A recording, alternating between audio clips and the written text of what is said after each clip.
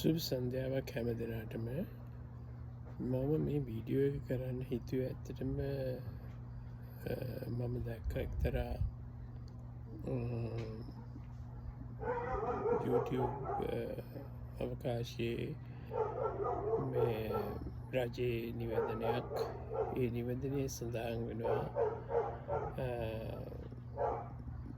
මගී ධාවනය පුද්ගලිකන්සේ ශබ්ද විකාශන යන්ත්‍ර එහෙම නැත්නම් සංගීතය මිනිසුන්ට අතිශය කරදරයක් කාරී තත්ත්වයක් නිසා දැන් එතෙන්දි මට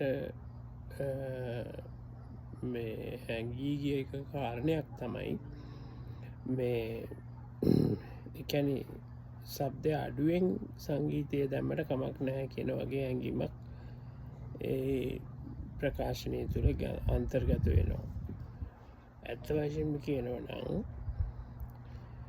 මගී ප්‍රවාහනය යෙදෙන ඕනෑම වාහනයක් ඒක මහජන සේවය හා සම්බන්ධයි. එතකොට එවැනි මහජනතාවට පබ්ලික් කියන්නේ මහජනතාවට ඒක සම්බන්ධ වෙනවා නම් ඒගොල්ලන්ගේ මහජනතාවගේ සේෆ්ටි කියන එක අනිවාර්යෙන්ම සොයා බැලිය යුතු කාරණයක්. එතකොට මිනිස්සු මේ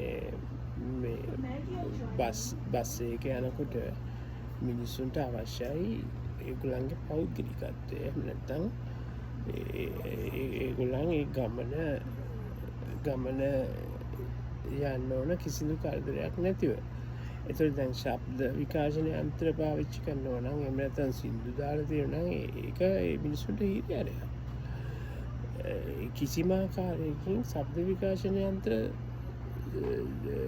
පාවිච්චි කරන්න බෑ. මොකද හේතුව ඒක පබ්ලික් සේෆ්ටි එක සම්බන්ධ ප්‍රශ්නයක්. ඒක පොදු ජනතාවගේ පොදු මහජනතාවගේ සේවය සඳහා යොදවපු එකක් නෙවෙයි. පුද්ගලිකංශේ වේවා රාජ්‍යාංශේ වේවා මම හිතනවා එතෙන්දී අවශ්‍ය වෙන්නේ සම්පූර්ණ